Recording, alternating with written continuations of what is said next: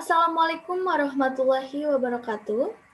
Perkenalkan, nama saya Febrianti Sonia Gandhi dari Prodi S1 Keperawatan kelas A Universitas Harapan Bangsa Purwokerto. Di sini saya akan mempresentasikan hasil tugas PPKN dengan materi disintegrasi di Indonesia. Saya ulas sedikit tentang materi disintegrasi. Integrasi nasional adalah penyatuan atau pembaruan suatu bangsa sehingga menjadi satu kesatuan yang utuh.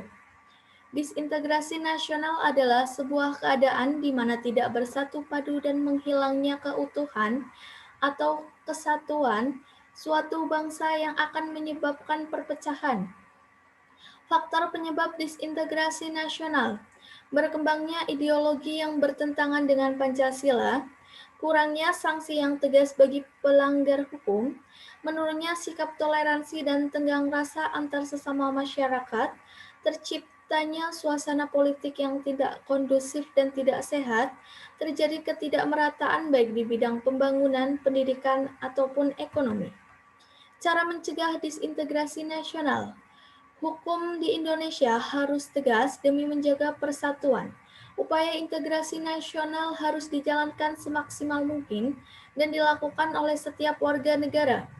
Meningkatkan rasa nasionalisme, keadilan harus dijunjung tinggi, tidak ada penyalahgunaan hukum ataupun penindasan. Toleransi antar agama, suku, dan ras harus ditingkatkan. Taraf pendidikan harus semakin tinggi dan merata. Contoh kasus disintegrasi di Indonesia, yaitu peristiwa Gerakan 30 September PKI atau yang lebih dikenal dengan G30 SPKI, menjadi salah satu tragedi kelam dalam sejarah bangsa Indonesia. Pada 30 September 1965, malam hingga pagi keesokannya, sebanyak 7 orang perwira TNI dibunuh secara keji. Mereka dituduh akan melakukan makar terhadap Presiden pertama Republik Indonesia, yaitu Soekarno, melalui Dewan Jenderal. Jenazah ketujuh pahlawan revolusi tersebut kemudian dimasukkan ke dalam sebuah sumur di kawasan Lubang Buaya, Jakarta Timur. Peristiwa ini diduga didalangi Biro Khusus PKI dan melibatkan oknum prajurit dari Cakrabirawa atau pasukan pengawal presiden yang dipimpin oleh Letkol Untung Syamsuri. Pada tahun 1965, Indonesia berada dalam krisis ekonomi dan politik. Kondisi tidak menentu dan harga bahan tidak terjangkau. Presiden Soekarno sedang sakit dan dapat meninggal sewaktu-waktu. PKI di bawah DN Aidit melihat kesempatan untuk mengambil kekuasaan.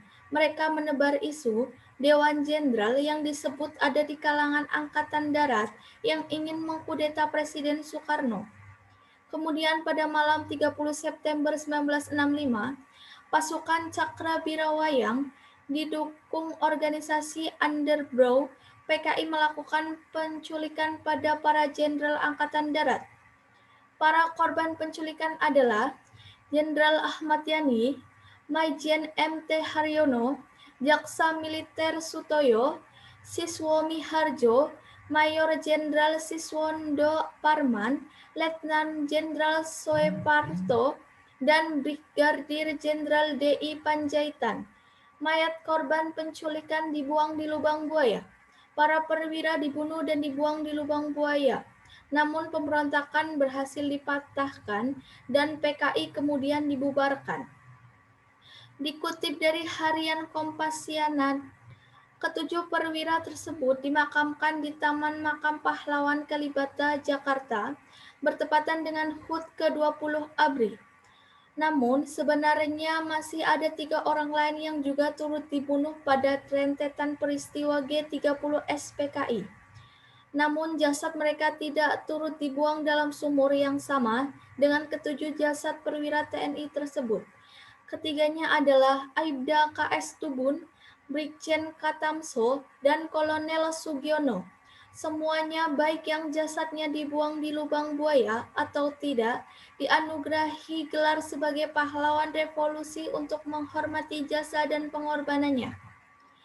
Latar belakang terjadinya G30 SPKI karena keserakahan PKI yang ingin menguasai pemerintahan Indonesia.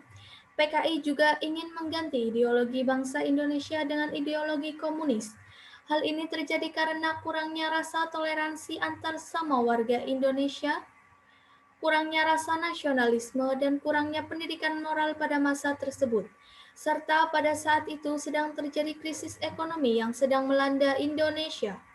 Solusi mengatasi peristiwa G30 SPKI. Harusnya pada masa tersebut pemerintah dan rakyat Indonesia saling bekerja sama dan bersatu untuk melawan krisis ekonomi. Selalu berpegang teguh pada dasar negara kita yaitu Pancasila untuk mencegah peristiwa tersebut terjadi lagi. Menurut pendapat saya, pemerintah harus memberikan pendidikan moral dan nasionalisme sejak tingkat pendidikan dasar, meratakan pembangunan di berbagai bidang, meningkatkan sumber daya manusia dan taraf pendidikan di Indonesia. Contoh kasus disintegrasi bisa terjadi di berbagai aspek, mulai dari aspek terkecil sampai aspek besar. Beberapa contoh kasus disintegrasi di berbagai aspek seperti sosial, politik, pendidikan, ekonomi. 1. Pertikaian karena berbeda pandangan politik. 2. Konflik antar umat beragama. 3. Konflik antar partai politik karena permasalahan pemilihan pejabat. 4. Maraknya tindak kriminal yang terjadi di Indonesia. 5. Kekerasan dalam rumah tangga. 6. Demo yang terjadi akibat ketidakpuasan, ketidakadilan, dan ketidakjujuran dari pemerintah atau masyarakat. 7. Perang antar suku di daerah tertentu di Indonesia. 8. Perang antar Israel dan Palestina. 9. Pertikaian antar lembaga pemerintah. 10. Pemberontakan dari daerah Indonesia. 11. Pembulian. 12. Intimidasi atau diskriminasi. 13. Tingginya tingkat kriminalitas di Indonesia. Terima kasih telah menyempatkan waktunya untuk mendengarkan presentasi saya. Apabila ada tutur kata yang kurang berkenan, mohon dimaafkan. Dan apabila presentasi saya kurang memuaskan atau kurangnya pengetahuan dan wawasan saya, mohon dimaklumi. Wabillahi taufiq wal hidayah. Wassalamualaikum warahmatullahi wabarakatuh.